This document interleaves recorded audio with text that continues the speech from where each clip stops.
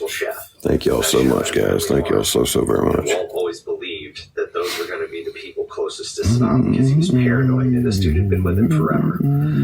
So we identified the cook's house, and we identified the cook's farm. The house was in town. The family farm was outside of town.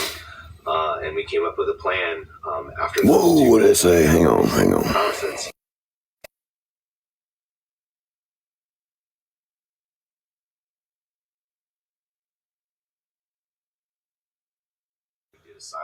Wow, that's crazy. Places. It just said inmate at the Anderson County Detention Center has been charged for illegally using inmate labor. Came back from the farm that it was a dry hole. Yeah, that's what it said. Family, something was off. But we had Case, the chef, and he identified himself as Case, although he didn't say he was Saddam's personal chef. Battlefield interrogation, right there, very quickly. Yep, I'm Case the cook. I'm Saddam's personal chef. And yeah, he's been hiding out with my family. So what had happened was Moose lit in a last-ditch effort to defend Saddam and pointed out the wrong farm, knowing he was on another one. So after some work and driving the guy out and confirming... Thank you so much. I appreciate you guys. Farm off. Well, luckily, C1 had hit the first farm. Total blackout. No charges, no flashbangs, no nothing. They had done it completely silent, so they hadn't spooked anybody. They shifted over and hit the next farm. And then, shortly after that, they uncovered the rug with the rope to the cork plug in the hole, pulled the cork out, and saw this down on the guy, pulled him out of the hole, and thank you, Karen. It was Saddam. No shit. Yeah. Were you surprised he came back alive? Yeah, I mean, it was, during that phase of the war, your marching orders were kill or capture. You had rules of engagement that warranted either one. I think with Saddam, it was understood that we weren't bringing him back.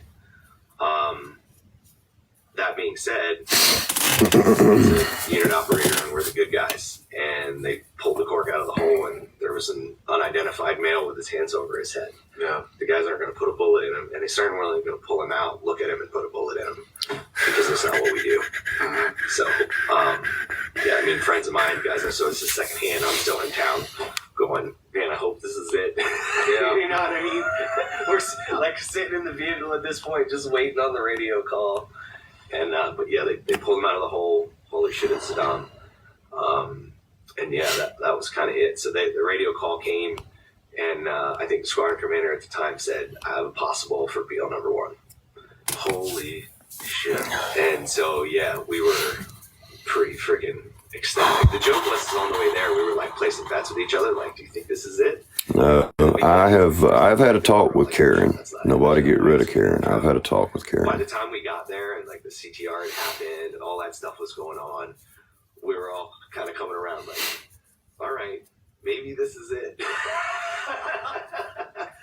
And I remember there's so many weird moments from that night, just besides being a significant part of history, and it obviously means more now than even. Thank you to Joey, Donna, Walter. Walter, you got a boosting Brandy, Karen, Backwoods, Big Dog, Kentucky, Carlos, and Delpha. Thank you guys. Thank you so very much. One time that I really noticed it, like they were like panicking, ready to go just because we were putting our gear on, and it just felt different.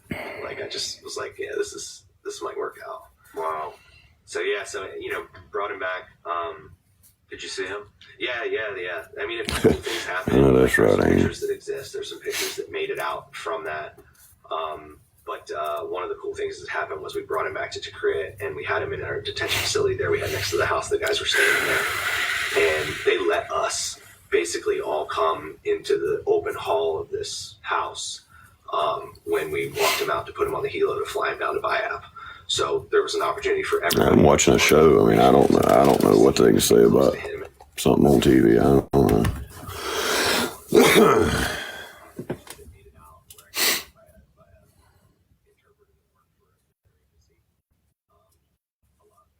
I'm watching something about the folks that went over and did their thing with Saddam Hussein, the SEAL team and all them people. Yeah, I'll be going out there to build a fire here shortly. I got to wait for my pie to get done.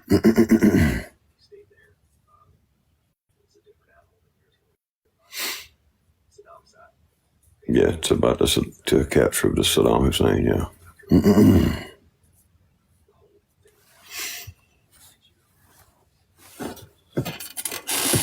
Where's my other remote go? Oh, my bad.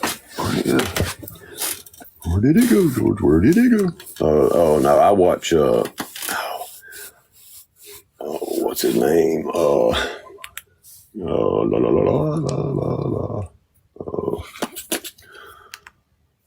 Oh, Lord.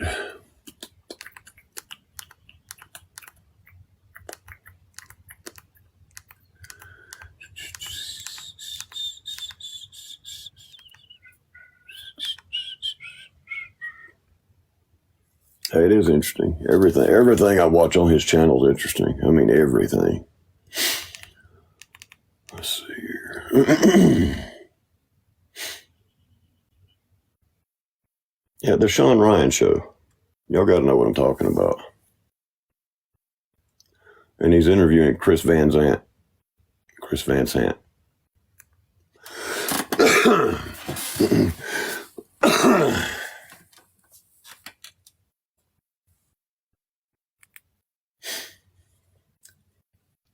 Oh, Lord, Lord, Lord.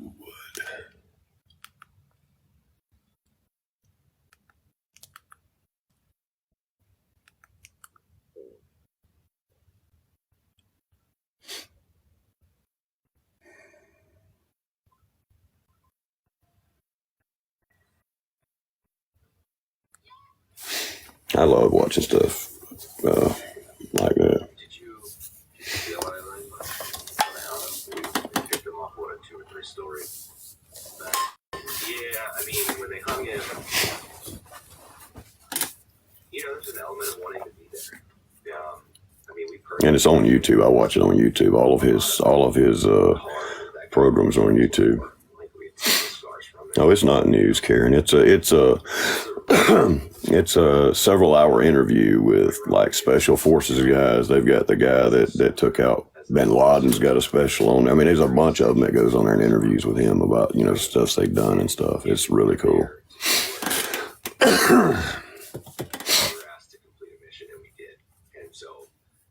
Later about mindset on the Iraq War, I still think that what we did is the right thing, even if the reasons for getting us there weren't necessarily just. He was a horrible, awful person responsible for brutally murdering thousands of people. Do you want to talk about any of the stuff that you saw? Because I'm gonna share some of my experience. I didn't see anything when I deployed. I didn't see anything that he had directly caused when I was in the SEAL teams in Iraq.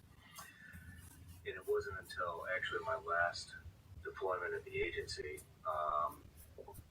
when I got to see just a site where things happened. Mm-hmm. And I mean, I knew that he had tortured people. I knew he killed and murdered thousands and thousands of people.